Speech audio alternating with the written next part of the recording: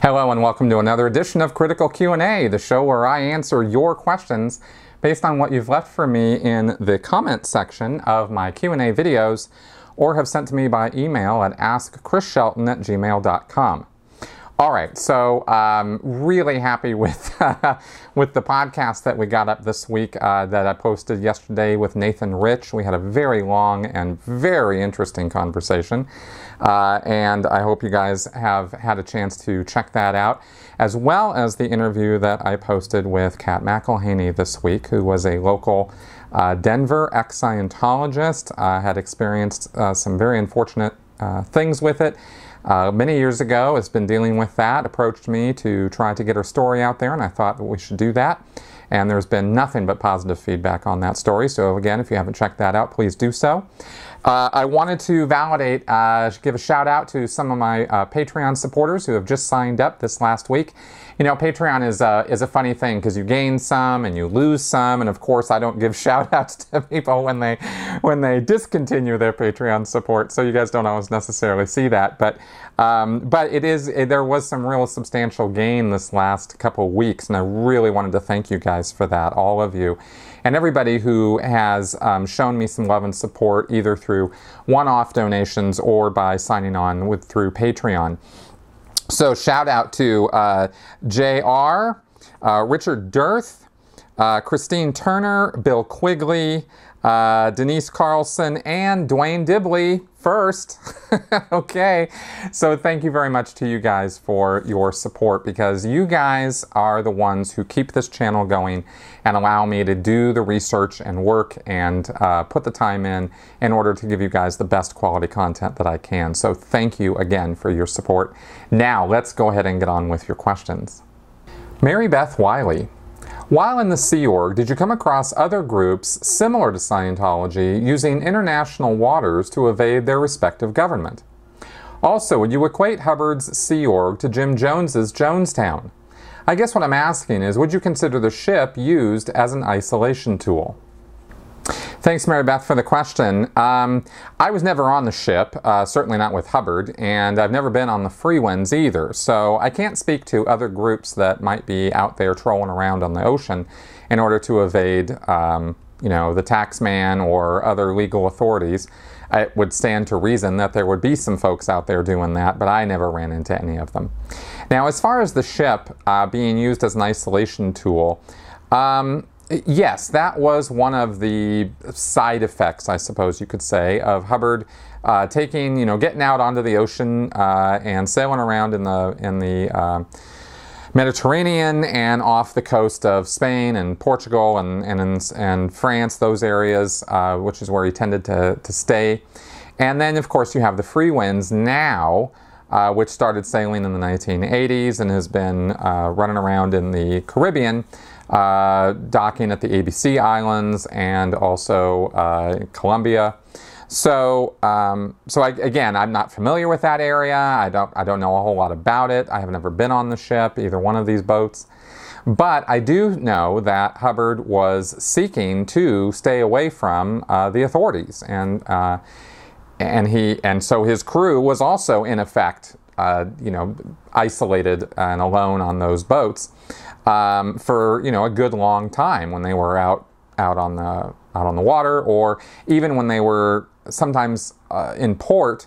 They didn't necessarily go ashore, and it wasn't like they were always out on vacation and stuff. I mean, I'm sure they enjoyed their shore leave when they got it, and sometimes they really enjoyed their shore leave. The ship was, it depends on who you talk to and during what time period as to how much freedom of mobility and even freedom of thought they had. Hubbard was kind of up and down on a few different spectrums. And so sometimes he was acting like Captain Bligh, and other times he was the kindly, gentle, grandfatherly type. So it really depended on what kind of mood he was in as to how much freedom people on the boats or ships would have. But as far as I can speak to the fact that the Free Winds now has been used to exile people too. Not frequently, according to some of the stories that I've heard. This has only happened a few times, but even one is a few too many, where Scientologists who get in bad for some reason end up, and by that's I mean Sea Org members now. I've never heard of a public Scientologist or even a staff member being put off on the free winds or being sent there and being kept there under some kind of isolation or prison sentence or something. But apparently that has been done with a few Sea Org members, and they've managed to escape or get out of there, and that's how we know something about that. So I don't know, that's pretty much, I don't really have a lot to elaborate on with that. That's pretty much what I can tell you, and I hope that answers your question. Turd Ferguson. Hey there, Chris. As a supporter of freedom of expression, I'm a little concerned with the mass deplatforming of Alex Jones. Let me preface the following by stating I am not a fan of Alex Jones. I do not align with his politics or his wacky theories, but the manner in which he was removed from these platforms, the reason it was done, and the speed it was done give me cause for concern. Of course, the company has a right to refuse service. Interesting that American liberals happily apply this to massive tech companies and not a tiny cake shop.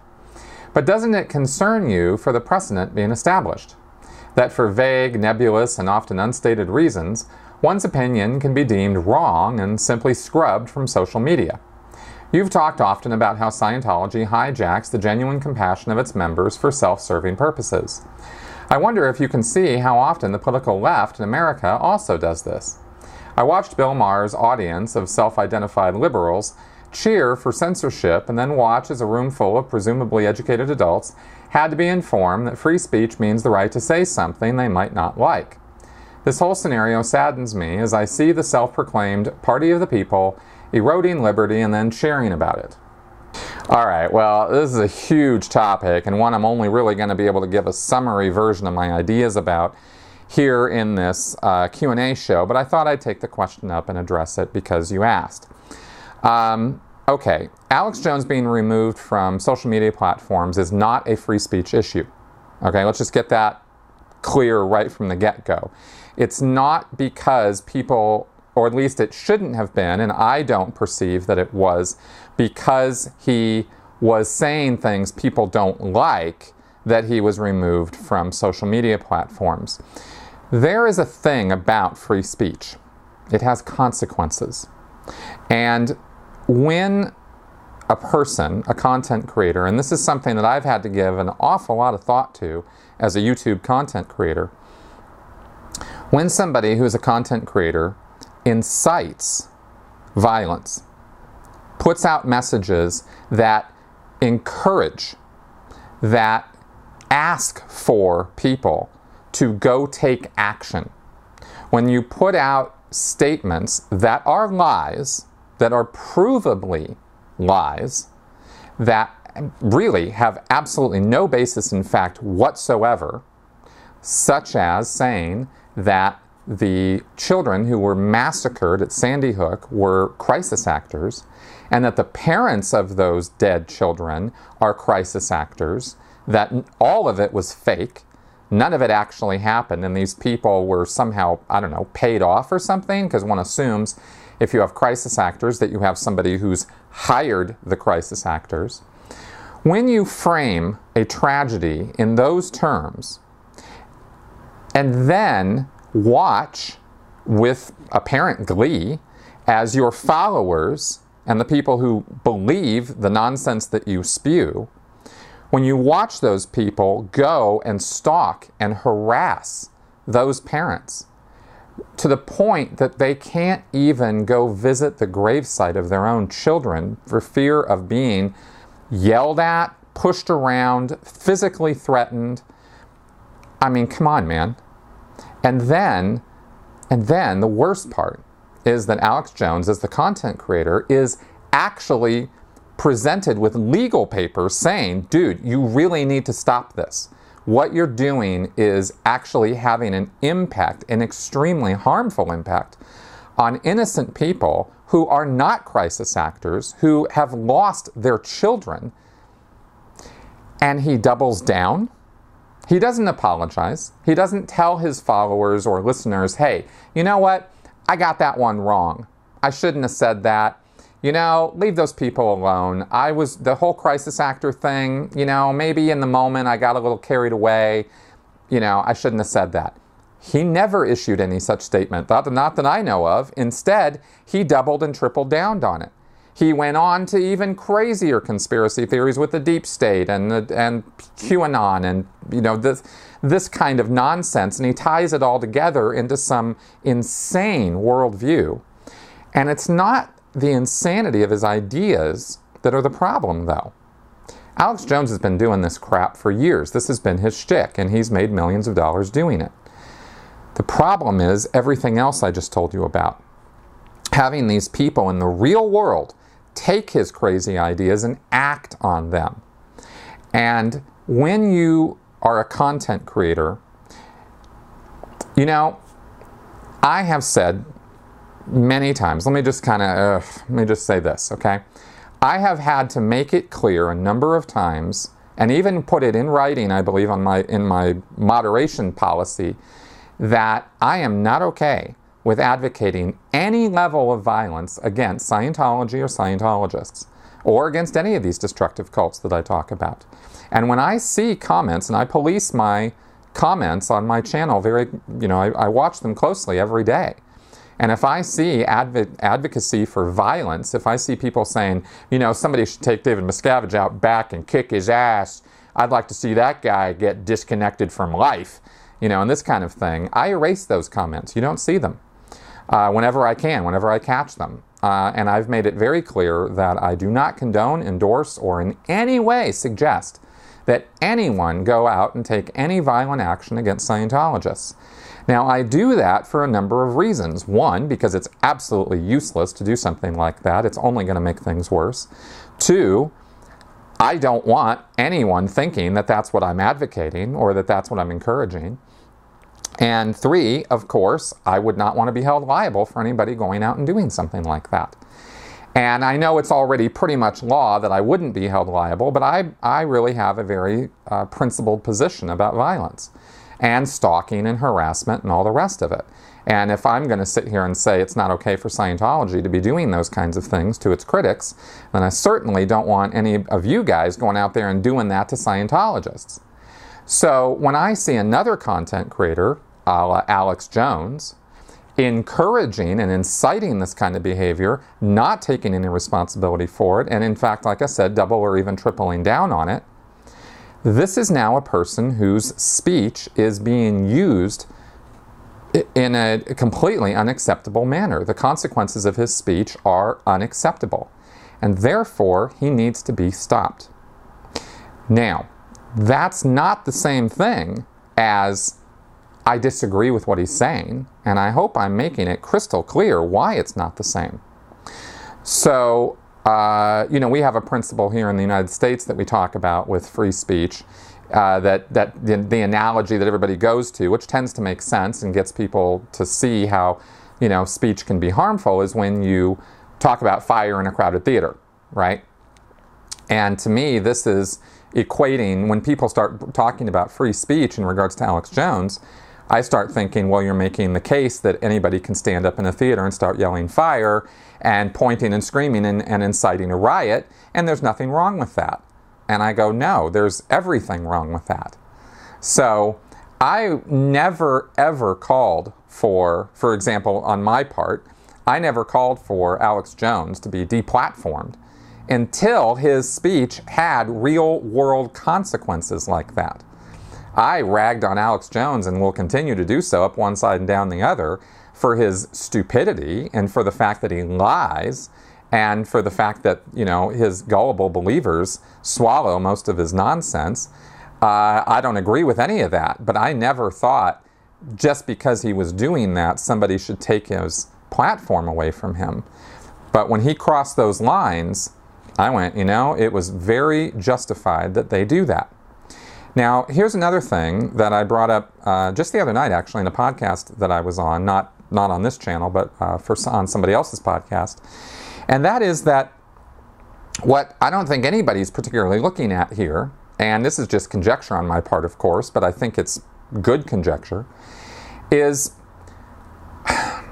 Facebook, YouTube, and these other, Instagram, these other platforms, Twitter, which is not deplatformed Alex Jones as far as I know, but the other platforms did. These guys are multi-million, billion-dollar companies. Their exposure, their legal liability and exposure for giving Alex Jones a platform to carry out these actions opens them up to lawsuits. Just like they're going after Alex Jones, they could go after these platforms, and maybe they should. So I think that the reason why these companies acted in the way that they did was for financial liability purposes, not because they had the CEO or the board of directors of Facebook or Instagram have some big issue with what Alex Jones is saying, and therefore they're going to deplatform him. I don't think that's what actually happened. Now, if I'm wrong, you can link me to whatever statements these people have said as to, why they did it that might indicate that it was, for some other reason than what I'm saying, but I think it had to do with money. Because if you want to know what drives companies to move and motivates them to act, it's money. It's losing money, or gaining money. And in this case, I think they were looking at the liability factor there and going, yeah, we better get, unplugged from this guy. And I think that's why they did that, more so than because, of free speech issues. So the private company thing, I just want to address that because I don't particularly perceive this as hypocrisy. If you're a store and you sell goods and services to the public, and somebody comes into your store and you say, well, I'm not going to serve you because you're a homosexual or you're gay or you're bi or whatever, now you're infringing on somebody's civil rights. So yeah, you have a right to believe whatever you want, but if you're imposing, your rights end when when you're infringing on somebody else's rights. Removing somebody from a social media platform does not in any way, shape, or form remove their right to speak. Facebook doesn't grant people the right to speak. The government does. And the government in no way, shape, or form impinged on Alex Jones's right to speak. He has every right to go out onto any street corner he wants to, or public venue or place that will cater to him or give him a platform, and say whatever he wants. His right to speech was not touched in any way by this. When a LGBTQ member a member of that community goes into a store and is told, I'm not selling you something because of who you are, now we have a civil rights issue. That's a different thing. And I really, it's not a free speech issue, certainly. And it's not a freedom of religion issue either.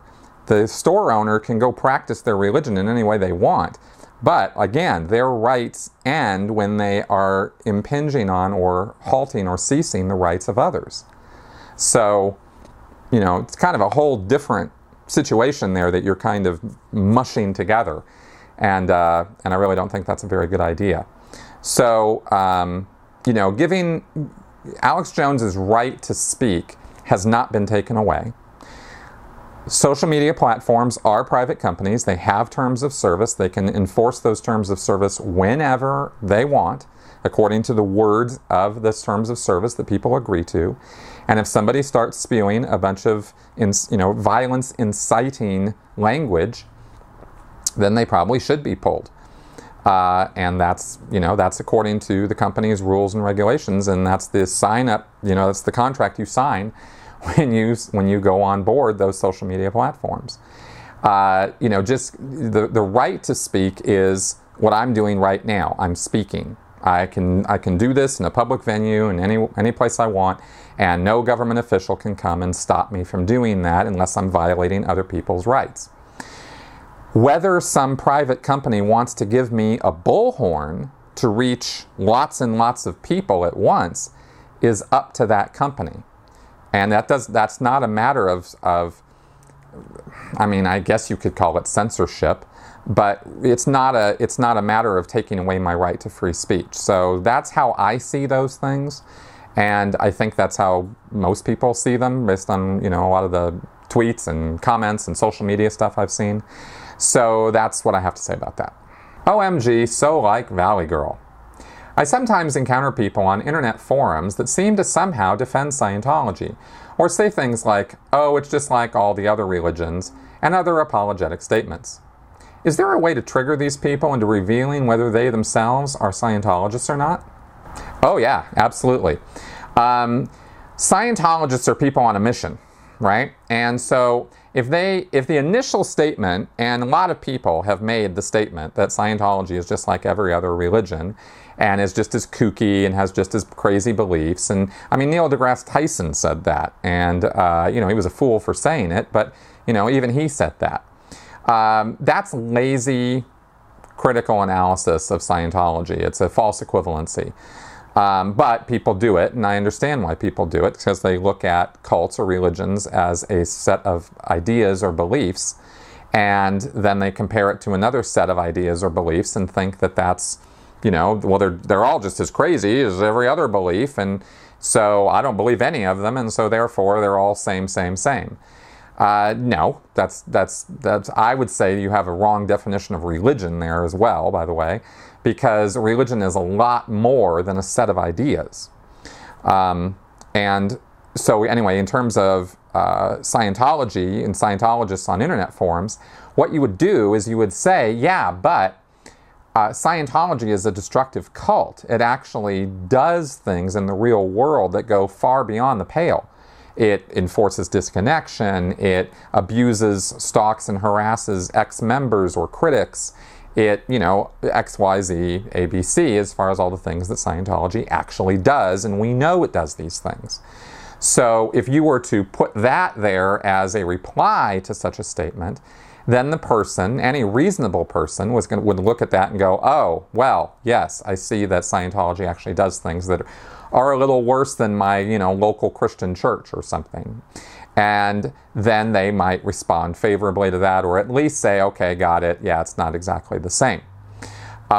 Atheists will tend to give you a response of, yeah, I know all of them are cults, and so, what's the big deal, or whatever, and you just go, okay, fine, whatever.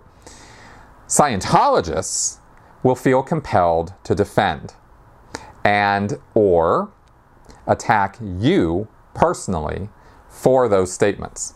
They will come after you as a bigot. That's a word they like to use. Or freedom of religion. They'll start pushing out the idea that somehow you targeting them, like it gets more personal. You targeting Scientology, okay, now there's something really wrong with that. And, you should read a book. You should find out more about it.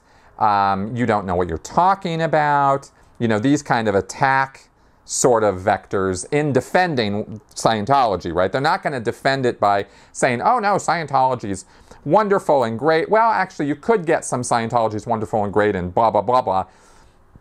But they're probably not going to get that as the next comment in reply to this idea that Scientology is just as kooky as all other religions. You're going to probably get something more logically consistent than that. But it will be more focused and directed at you. And because Scientology is all about always attack, never defend. So, that's kind of the attitude that you'll be greeted with if you start attacking a Scientologist online. And those are all kind of general broad statements I can make. I've encountered Scientologists online a few times, and I don't know, somehow there's just this little tweak that goes off in the back of my head when I feel like I'm actually talking to a Scientologist versus a generic, religious apologist, as you mentioned there. So I don't know. I just kind of take it as I go and let my instinct guide me on that. Matthew Adamic. While watching your latest Q&A, I stumbled across a YouTube channel produced by what I believe to be an independent Scientologist. It was an attack video against you, and it was hypercritical of what this person believed was your attack against Scientology as a religion. He was critical of the fact that you were unable to differentiate between Scientology the church and Scientology the religion. I guess my question is, given the nature of the YouTube video as being angry, hateful, and overly sensitive to anyone critical or anyone questioning the validity of Scientology as a true religion, what really is the difference between Scientology the church as an entity and those who practice the religion as independents? I personally don't see the difference as it pertains to the general nature of anybody who's connected to the church or the religion, as they both seem to possess the same hateful and bigoted characteristics. Furthermore, I believe that the fact that Scientology the church goes after independent Scientologists as squirrels as vigorously as those they deem suppressive or enemies of the church proves that there is very little to no difference between the two. Yeah, good old independent Scientologists. I've tried to have a sort of live and let live attitude towards those guys, but you know, I don't agree with what they're doing, and I think they're still just caught up in the mind traps and bullshit of Scientology, and they just sort of perpetuate that out in the real world.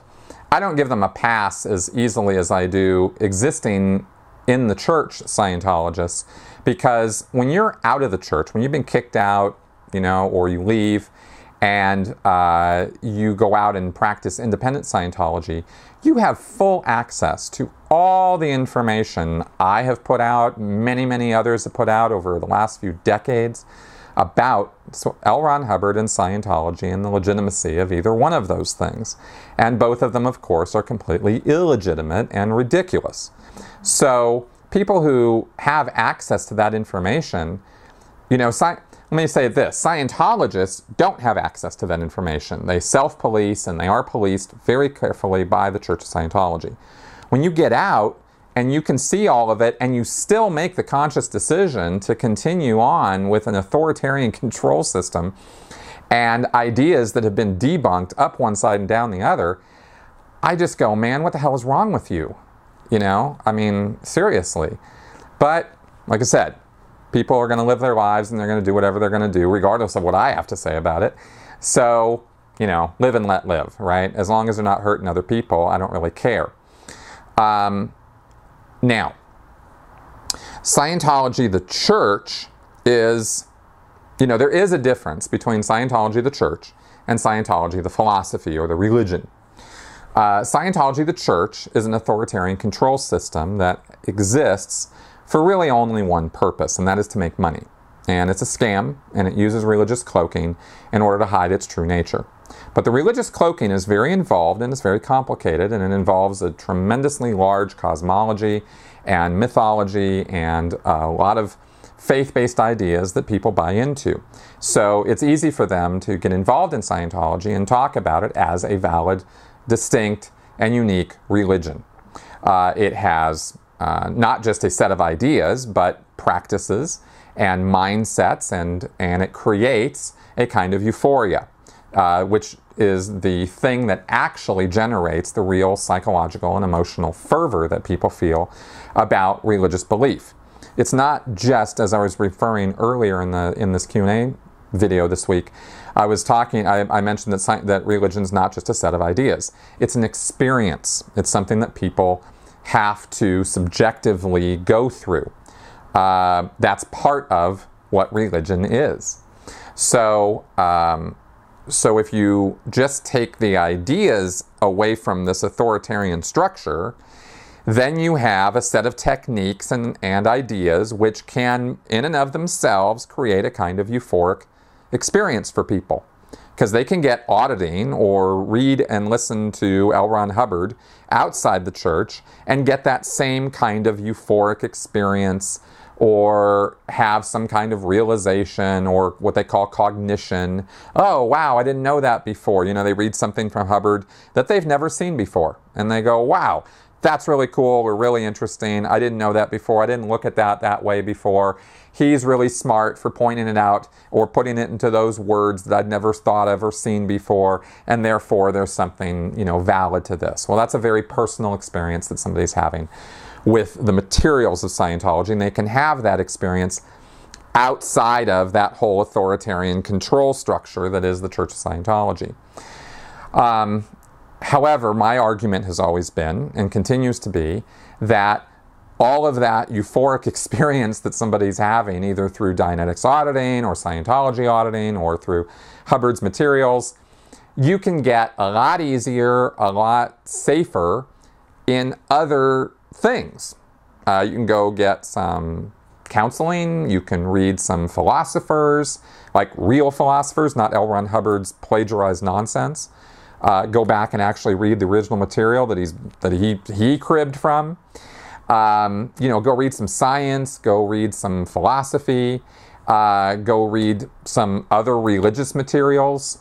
Go out and sample a lot of things, and you're going to find there's all kinds of experiences in the world that provide very interesting, feedback to your mind and to your emotional state, and you don't have to buy into this guy, L. Ron Hubbard, who presents some common sense principles mixed in with all kinds of landmines and all kinds of goofy false ideas that don't help and in fact make life worse and more difficult and harder to get through or to live.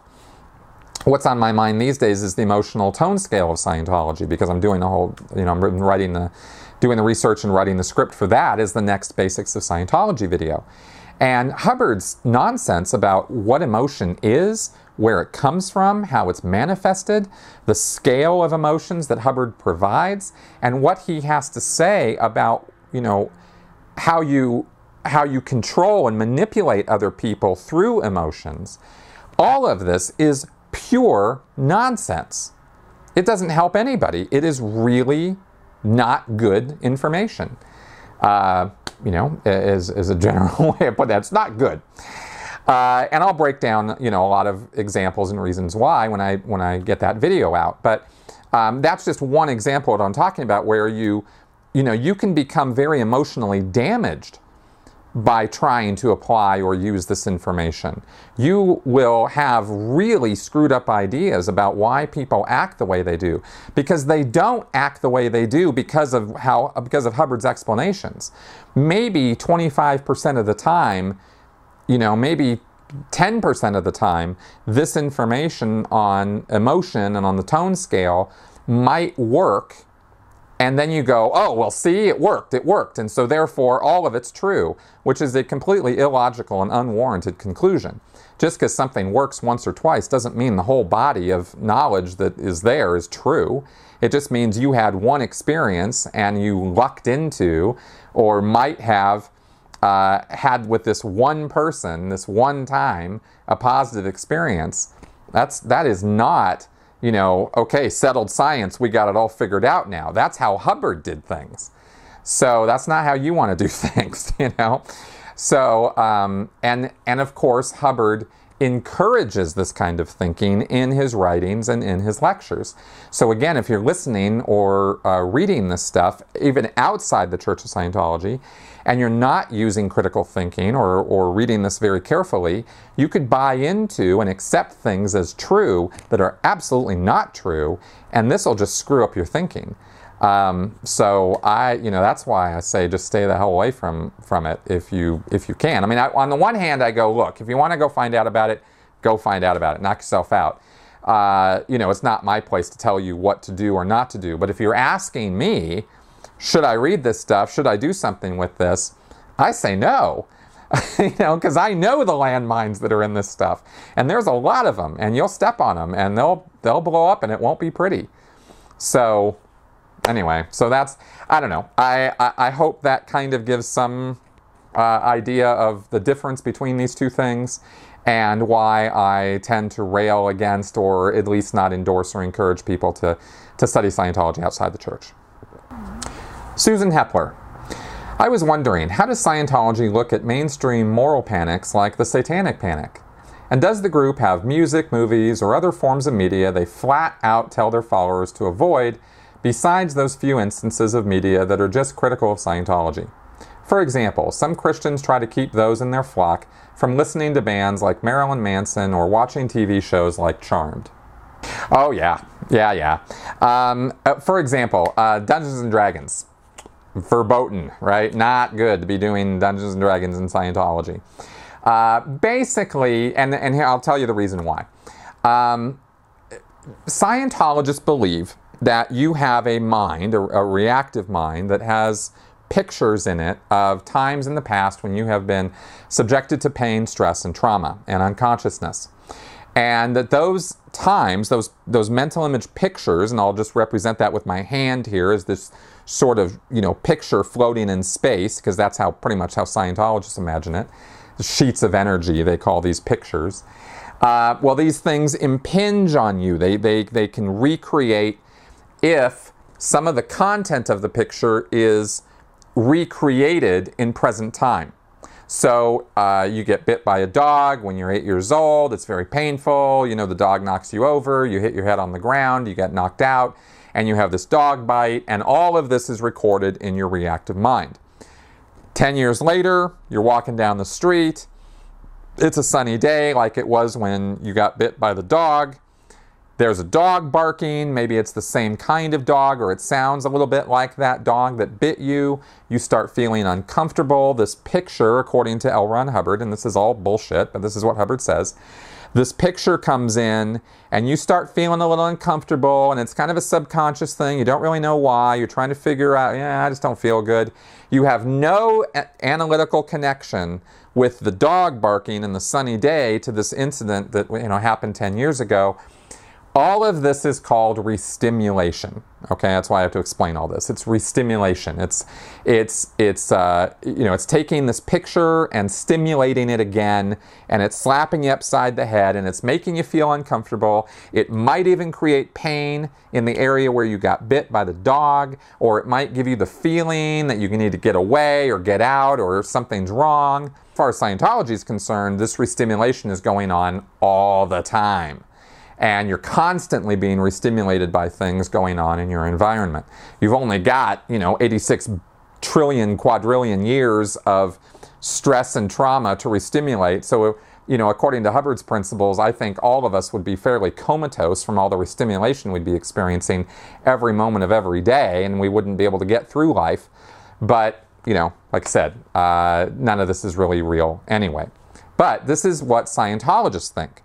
So, they will avoid anything that they think is going to restimulate them. And so weird, strange movies that throw a lot of weird stuff at you. I mean, for example, when I was in Scientology, Fight Club, the movie was somebody said, man, that movie is just pure reactive mind from one end to the other. In other words, it's this crazy, chaotic movie that just restimulates past pictures of stress and trauma and unconsciousness. Very unpleasant experience, It was another word Scientology uses is N theta. It's very N theta, meaning it's bad, it's confusing, it makes you feel worse rather than better. They don't like that. They reject that kind of thing. So a lot of Scientologists will avoid horror movies. Again, this isn't dogma. This is just kind of the culture of Scientology I'm talking about now. Horror movies, really gut-wrenching, awful, experiences or things that will remind them of those kinds of things, whether it's book, art, media. They'll tend to avoid that kind of stuff. They want things to be theta, not N theta. Theta, the opposite, right? Light, airy, happy. This kind of thing is what makes Scientologists happy. and they want to avoid the bad stuff. So, I realize I'm describing things that are very subjective. It really depends on the person, because there's certainly tons of Scientologists who enjoy horror movies. So it's not everybody. Some Scientologists are a lot more sensitive to this than others. But this is the general idea is avoid N theta, avoid nasty, restimulative stuff. And Dungeons and Dragons, for example, is supposed to be very restimulative, because you're going through and you're being somebody else, you're being this character that you've created, and you're going through mazes and traps and violent situations, and it could be restimulative. That was what we were told when I was a teenager. And of course, I didn't listen, but that's what I was told as to why I shouldn't be playing Dungeons and Dragons. So I imagine video games could also fall into this, that kind of thing. Again, no hard and fast rules in Scientology for the most part. The only thing that you are absolutely forbidden to look at or have anything to do with is anti-Scientology material. But culturally, this other stuff comes into play.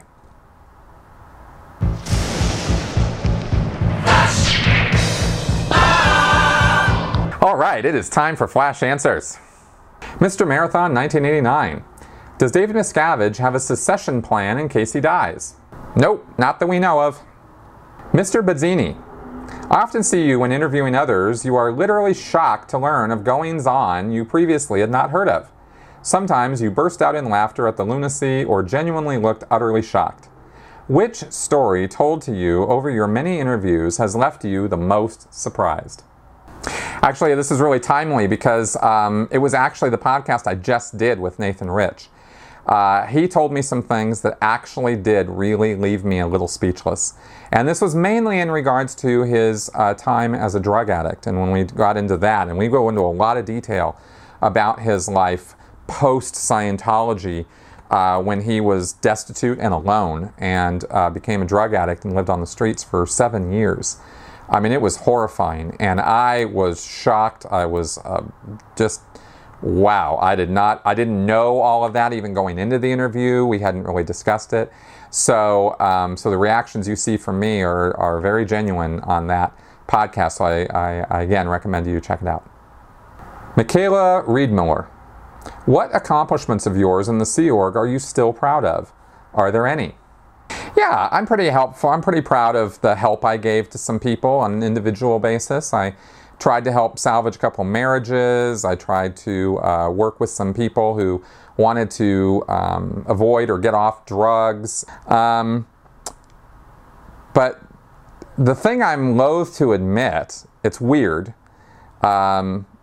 that I still feel some level of pride in this, but I kind of do, so I'm just going to be honest with you, is finishing the RPF. You know, it took me 3 years and 3 months to get through that program. I could have and should have left right at the get-go, you know, but I stuck it out. I endured a tremendous amount of abuse, and I made it through it, and I finished it. I didn't let that thing beat me. And while I can see right now how irrational it is that I would say that that's something I have some degree of pride in, I do, because it was the hardest thing I've ever endured in my entire life. And I did endure it, and I did have a goal to finish it, and I finished it. And anyway, like I said, I have a lot of mixed feelings about that. As you can see, I haven't really fully even resolved that for myself totally. I imagine getting the book written on that will help. In fact, that's pretty much why at this point I have the goal of writing a book about that, is pretty much for me, as much as it is to inform you guys. But anyway, that's kind of my answer. Okay, everybody, so that is our show for this week. Thank you very much for coming around and watching. Please leave any questions, comments, or feedback in the comment section below here on YouTube, or at my blog, mncriticalthinking.com. And again, if you find my channel informative, educational, and interesting, and entertaining, I should say, please do consider signing up on Patreon to support this channel. It is you guys who allow me to do what I'm doing here. I cannot tell you again how thankful I am for your support, and just for your positivity and your feedback. And I will see you guys next week. Bye-bye.